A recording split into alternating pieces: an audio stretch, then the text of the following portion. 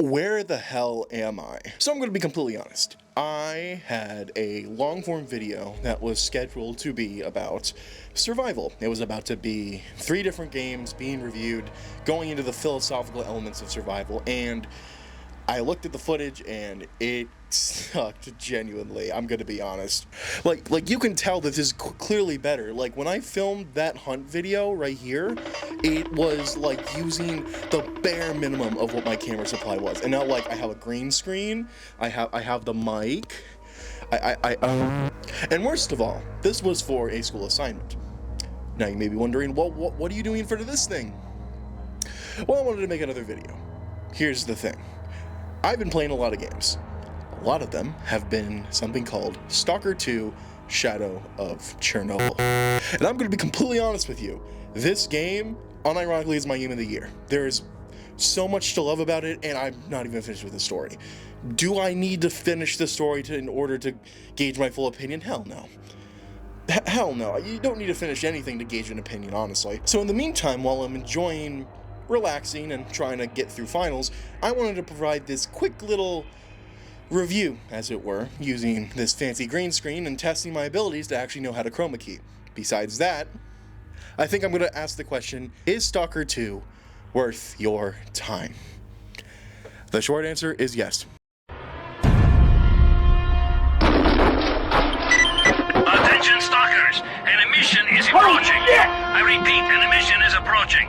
Seek cover immediately. Holy shit! For those who don't know, a little background on the series. Stalker Shadow of Chernobyl was released in 2007 to fan acclaim from the adapting novel Roadside Picnic into a playable game with unique AI, game mechanics, and a world that was unmatched in mood like no other. Now, by all means, this game could have been forgotten. This was a game that was competing with the likes of COD 4, Portal, Halo 3, Super Mario Galaxy, and my GOAT, BioShock.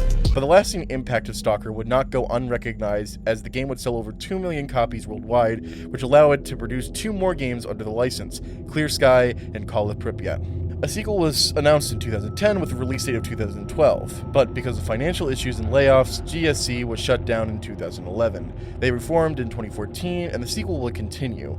As the years went on, the community would get updates, but when Russia invaded Ukraine in February of 2022, they reached out to ask for financial aid as the invasion continued. This caused many devs to abandon their homes or join armed forces in Ukraine as they cut ties with any Russian localization that was being developed.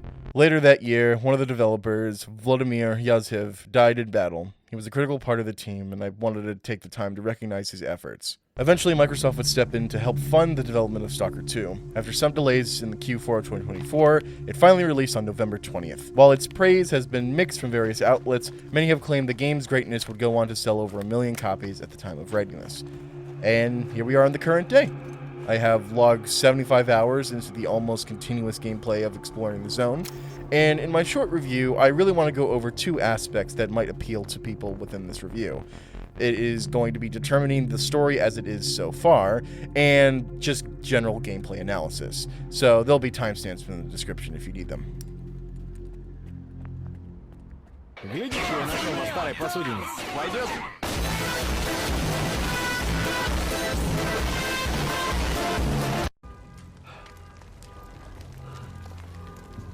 You play a Skiff, an ex-militant of Ukraine, and a shiny blue rock has crashed into your house, leaving you homeless. You venture into the zone looking for answers, and while in this universe, Chernobyl had a second meltdown that caused anomalous materials to spawn, many other factions are positioned in here to get something out of the zone. The factions that I encountered so far are the Ward, the Loners, Clear Sky, Noontide, and other factions that I probably will come across. While you are trying to get answers on where this magic Smurf turd came from, you will soon be asking questions about yourself, who you should trust, who you should cut off, and what Skip is really here for in the end. This honestly reminds me a lot about Dying Light 2 in its opening. You enter a cut-off world, you have factions to interact with, but in Dying Light 2, it's a lot more cut down and really only serves to show different upgrades that you can get for either parkour, survival, or something else. Stalker 2 is a lot more grounded. You're not capturing outposts, you're only doing odd jobs because you are the odd one out within the zone.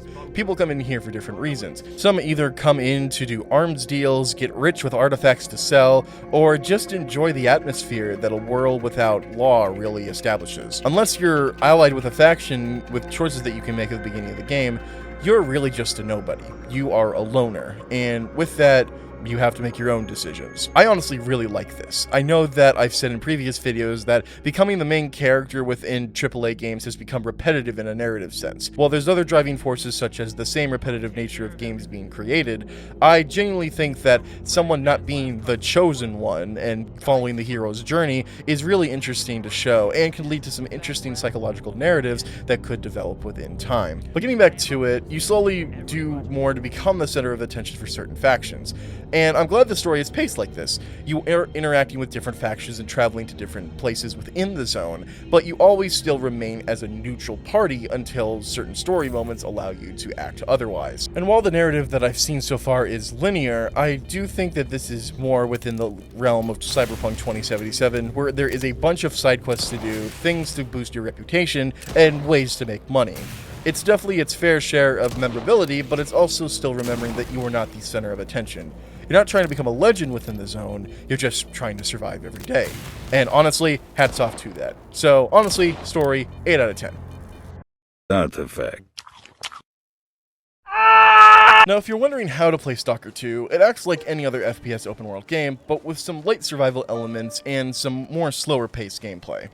Survival really comes more from eating and drinking and some of the light healing elements.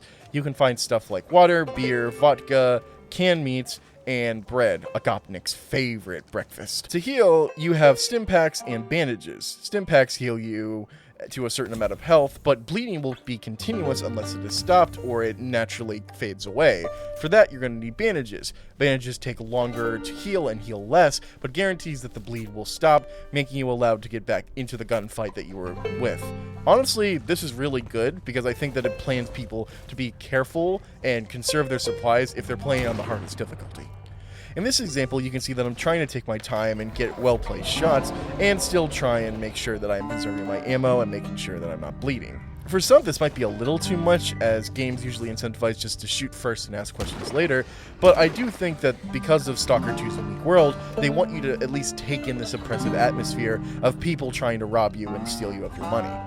But regarding the AI, there is one bit of criticism that has been shared and how I want to also express it. In previous entries within the Stalker series, enemies would spawn usually during the story or far enough away to encounter it further down the path within an open area. Additionally, there was a specific AI system called A-Life that simulated characters not only would move about the world but claim territory, make plays to grab artifacts, and much more. At the time of recording this, it has not been included within the base version of Stalker 2 because it would cause FPS drops and it was claimed that it was not ready for Unreal Engine 5. And while I think this is completely fine, it really does show that A-Life did support the living and breathing world that Stalker 2 tried to create. While enemies weren't spawning at me at every second, I can at least say that there is information on the internet that does show them literally spawning behind pillars. It's not the worst thing in the world, but it's definitely unrefined and can take you out of the experience quite a bit, especially when dying can be so easy. So at the worst, if you go up to a bandit camp, shoot them, and then go to the loot, another band will attack you because they heard the gunshots. You get after that, and then dogs will come in and murder you. Yeah, that's just Stalker 2 in a nutshell. The other highlight within the gameplay is navigating altered areas within Pripyat in search of artifacts. To give you a rundown, artifacts are altered objects that were affected by the second Chernobyl power plant accident. The player can find these in specific locations or designated spawns within the story, usually near a dead body. Surprise, surprise. Each of these areas has a different effect, usually toxic damage, fire damage, electricity, or sometimes just physical wind damage for some reason. Then, using an anomalous detector, you navigate it like a minefield using bolts to trigger the effects without you touching it. Then, you find the artifact and balance whether it's worth selling to the highest bidder, usually the scientist factions, or keeping it for its benefits. This can be resistances to the previously said ailments, but also bleed, radiation damage, and even increased carry weight, which is very good for if you're wanting to hoard. And one thing that you can do that's really cool is that you can inspect the animation of what the artifact actually looks like. In previous games, it was just a PNG of a model put on screen in your inventory, but having it held in your hand to see the mesmerizing looping effects, it really does show how much you can go in this world with designing cool things that are unique. And lastly, I just want to talk about the weapons. Man, if you thought the AAA industry could not make any more interesting weapon animations, GSE comes in swinging. I'm just going to let this part play out for itself to show you my favorite weapons and the custom animations that go into it.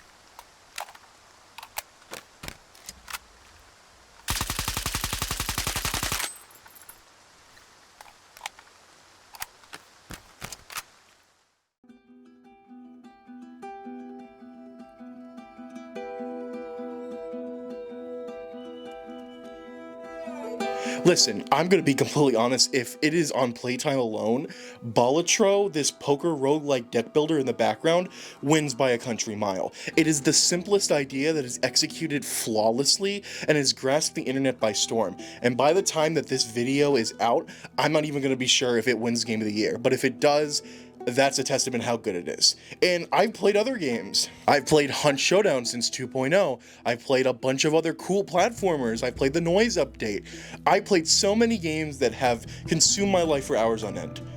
But Stalker 2 makes me remember why I love video games. Now, did this video turn into a philosophical deep dive in what I like and how I'm growing up with things I like?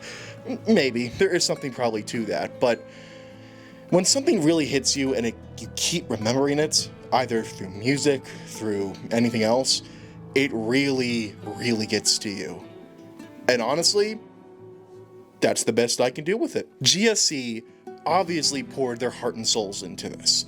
Through a war, through political conflict, they did it out of love. And I know that a lot of other developers do it out of love as well, either for the craft, the genre, anything else. But Stalker 2 is an exception to what seems like a lackluster year of games, even if there clearly isn't. Honestly, if you play this game, the real decision is up to you if it's worth your money. But you will be supporting something that has a cause. It isn't just because you like games, it's because you care about the people that are behind it. So, yeah, I like Stalker 2. I think it's my game of the year, even though there's hundreds of other contenders, well, tens, really. But thank you for watching. I know that for my film teacher, he probably is wondering right now why I'm still doing this, but it's for the love of the craft. I'm Gentleman Gamer EC, and I'll probably see you in the winter. Merry Christmas, Happy New Year, Happy Hanukkah, and Happy Holidays.